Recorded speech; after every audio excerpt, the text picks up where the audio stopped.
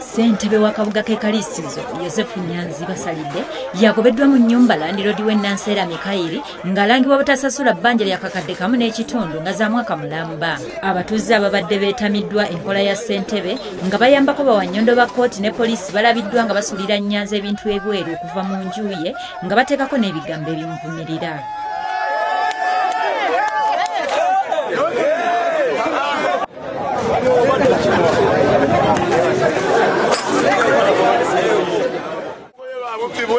Enyuma imaka yamaze jonna nsajja mubbi nnyo ate nga isentebe w'ekyalo seruwu ekifo kituwadde ekyemani w'ekitundu olwaleero seruwu naye nga mubbi tamayeseza ttooyi ekisumuza ya ttooyi nga kanso atuswaza sentebe musajja omulamba sentebe ne batuswaza bwatu tuswadde etawuni Kaliisizo tuswadde chairman w'erosi Kaliisizo South mwami basalidde Nyanzi abadde abanjiwuma ekitundu nga tasasula musajja n'ajjira ndo namugamba mu nnyumba yange musonyi ebbanja n'agaana n'alemeramu yabadde akuta omwaka ogwokubiri yensonga kati namwabire mu kkooti kati kooti bulooka yenze nemufumya mu nnyumba naye tugenda otuuka mu dduuka temukyali kantu ibakula byereere.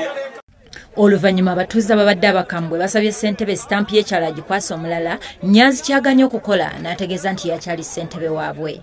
Unyiza nnyo muzeeyi basaakidde omugoba wano mu nnyumba bayagaana okusasula essente za Landiroodi. Ekitundu tayinza kumala gakwatibwa mu nkwatibwa gyakwatiddwamu. Ekisooka amaanyi akoseddwa gabadde mangi ate ng'alina eviction order ebadde tennaba kutuuka kuba ebadde eggwako nga 31st. Naye kati baba bakikoze mu budde buno kitegeeza nti wabadde conspiracy ekoleddwa. Bale ku lwala ewuwe makaage kyalo Emanyama yabeera musajja mukulu ne mubbi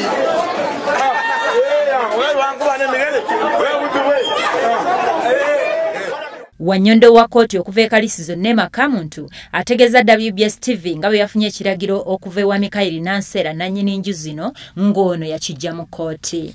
Kubanga olabadde mu bbanja omwaka mulamba nga tamusasula yajja oli n'amuwawabira mu kkooti kkooti n'emulagira nti asasule oli ssente ze yali ambanja $1 million then ave ne mu nyumba ebyo byonna tewali kyeyakola kkooti kwe kusalawo enfulumya ode era ngenda kudda ntwala bintu byange mbitereke era buli angobaganyiza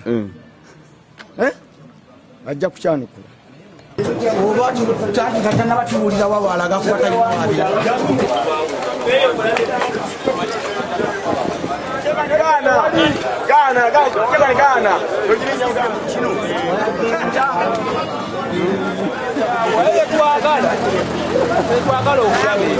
Ebintu bya Nyanzi biteekeddwa ku mmotoka ne bitwalibwa awantu abatategeerekese.